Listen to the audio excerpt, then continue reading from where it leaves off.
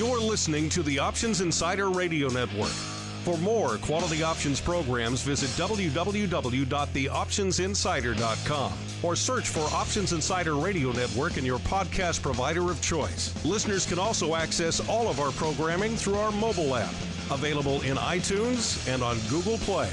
Don't forget to follow along with your favorite programs and submit your own questions for the hosts at twitter.com/options, facebook.com/theoptionsinsider, or via questions at theoptionsinsider.com.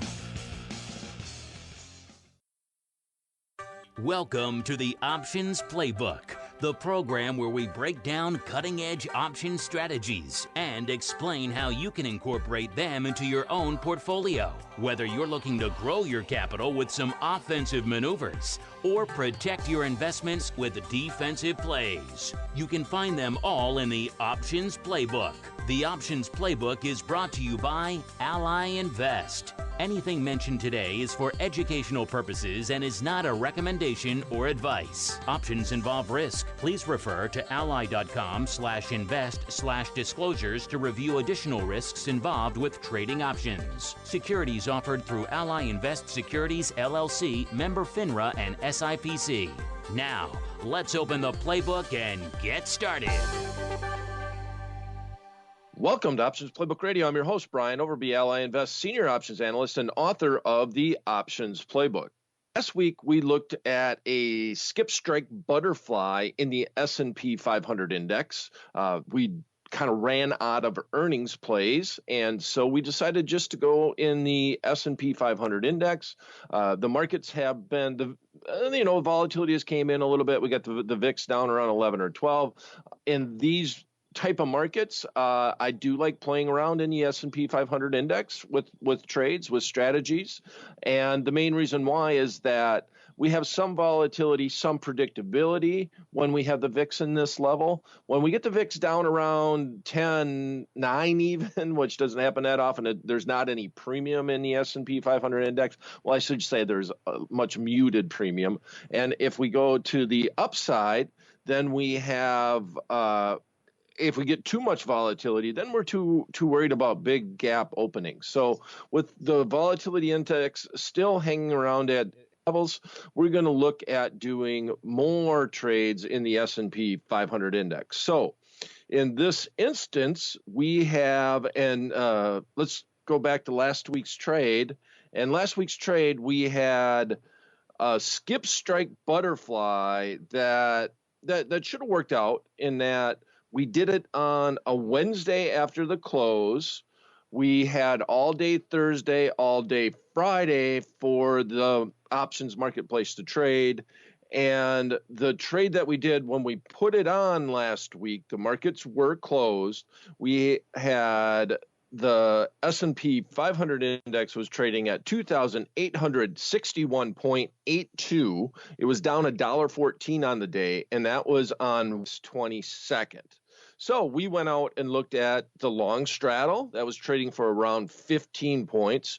We went around 15 points up, and we used that as a basis to set up our skip strike butterfly.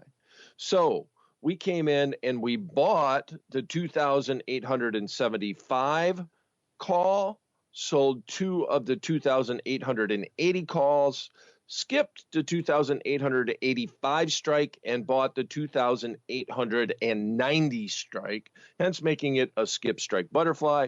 The midpoint was at even. Our goal was to try to get it done for somewhere close to even or zero, if you will, at a net zero to the account. The maximum risk is the width of the credit spread that's embedded inside the butterfly, which was 5 points.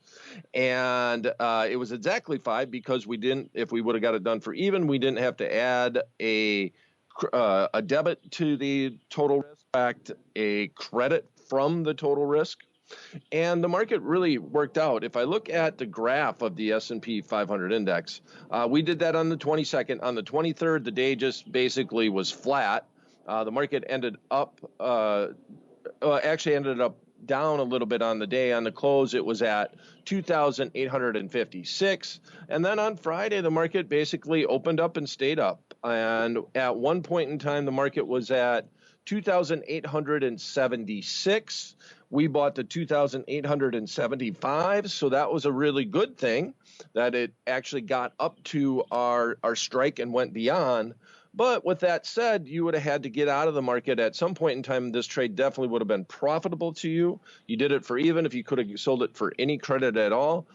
But if you stuck around to the very close, the market on Friday of the close, the last day to trade in our 2-day skip strike butterfly, if you will, the last day it actually closed at 2,874.69, which means our long option contract would have been just out of the money.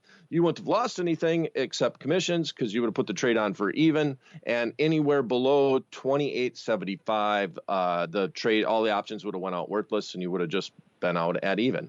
So that is a real, like if we were looking at we always do trades just to learn on Options Playbook Radio.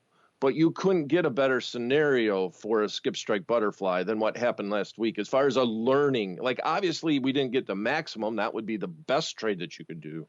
But we got all the time decay on Thursday. The markets just kind of hung out, and we could have watched how the skip strike butterfly was being priced throughout the day because we didn't have much volatility, which than a skip strike butterfly, especially set up out of the money the way that we had it set up.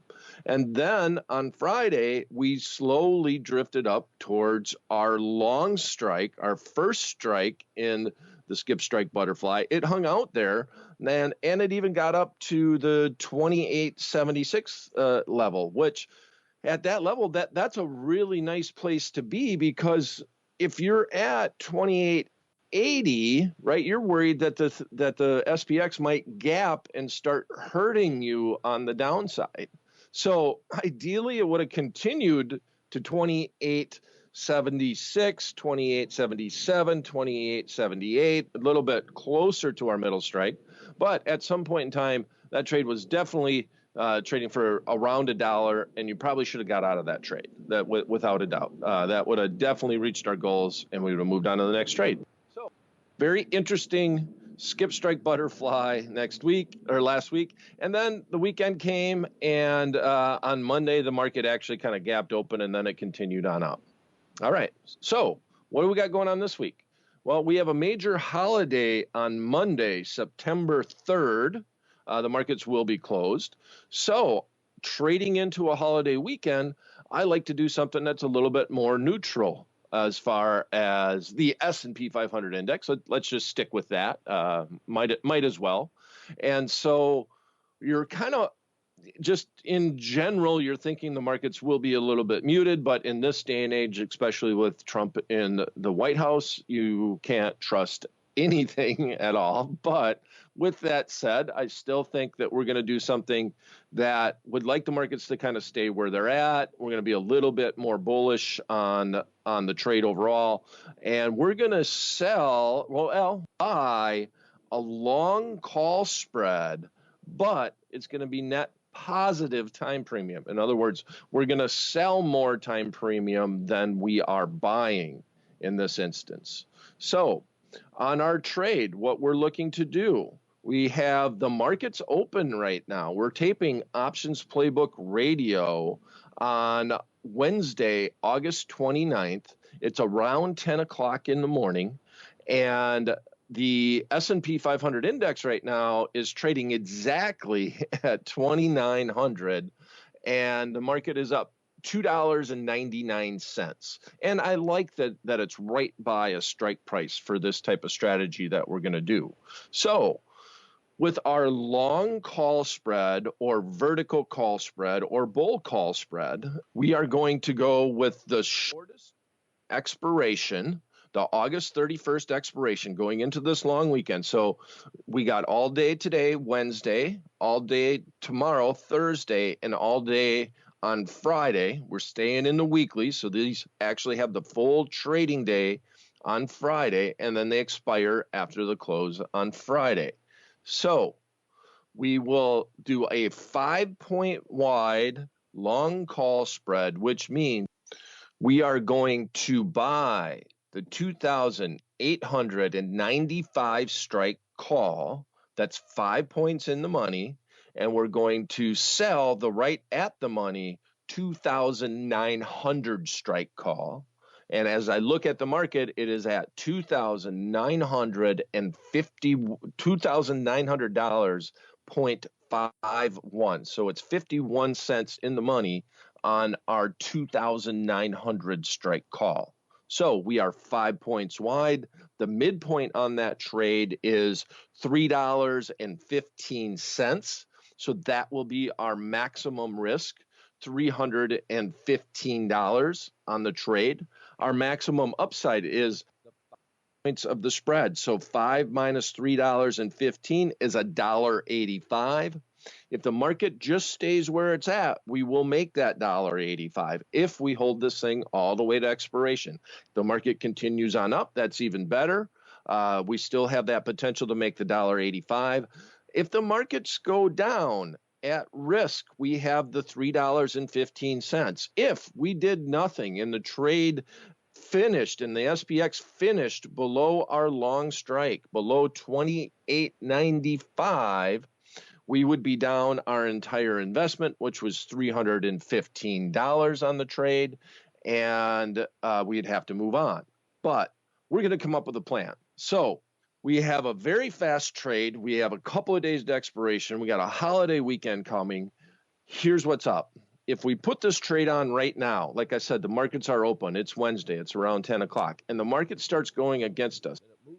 This 5 to 10 points on the downside. We're going to actually turn this into a butterfly. So if we made this a butterfly, the way that we would do this is we would go out and sell another 2,900 strike call and then buy the 2,905 strike call. Hence, it would be a 5-point wide butterfly. And if we did that, that call spread would be $2.45, which means our total risk on the trade would be 70 cents. We would have bought the long spread for $3.15 at the midpoint, sold the credit spread at $2.45 at the midpoint. Net debit to the account would have been 70 cents on this trade. So we don't expect, if the market moves against us, to be able to get this done with a risk of 70 cents. So where are we okay with that? And the way that I would approach this trade is I would just look at the credit spread that generates this butterfly. And right now it's trading at the midpoint for $2.45. If I saw that trading for right around $1.50 to $1.60 net credit, right below, worse than the credit that is being published right now, then I might sell this trade. That means that the market has gone against me. So I sell this credit spread. I sell the 2,900 call, the 2,905 call with the August 30th expiration. I sell that. Let's say I bring in a net credit of $1.50. The market now would be somewhere down around maybe 2,890, 5 points below our lowest strike call. So 28.90, I'm guessing the market would be at. And in that instance, what I've done, my $3.15 worth of risk from my long credit spread, and I've reduced it by $1.50. And I come up with a net risk of $1.65, and then I play the hope game. I hope that the market comes back and it finishes somewhere between 28.95 and 29.05 in that 10-point wide range. And it basically just, I don't want the cheese anymore. Just let me out of the trap is the goal. I'm hoping that I can get that $1.65 back. And if not, then everything goes out worthless, and I just lost the $1.65 that I had in the trade. So let's recap. We are going to do a long call spread.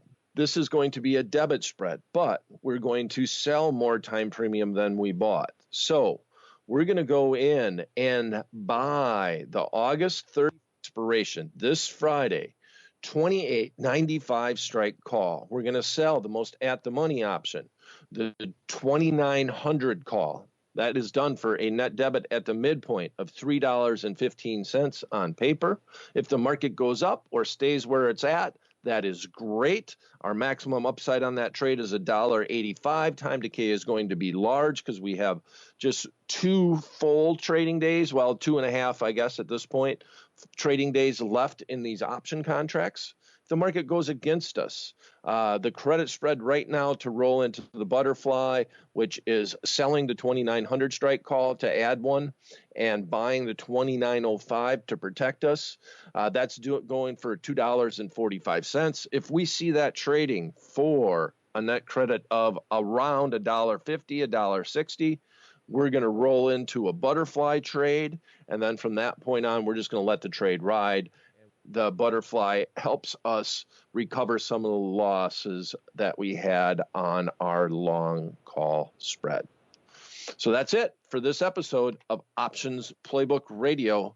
If you have a topic you'd like us to discuss on the show or a question you'd like us to answer on the program, you can send them directly to me at theoptionsguy@invest.ally.com. That's theoptionsguy@invest.ally.com. Thanks for listening, and we'll be back at the same time, same place next week. Until then, may all the options you bought finish in the money and all the ones you sold finish out. The Options Playbook is brought to you by Ally Invest. Anything mentioned today is for educational purposes and is not a recommendation or advice. Options involve risk. Please refer to ally.com/invest/disclosures to review additional risks involved with trading options. Securities offered through Ally Invest Securities, LLC, member FINRA and SIPC.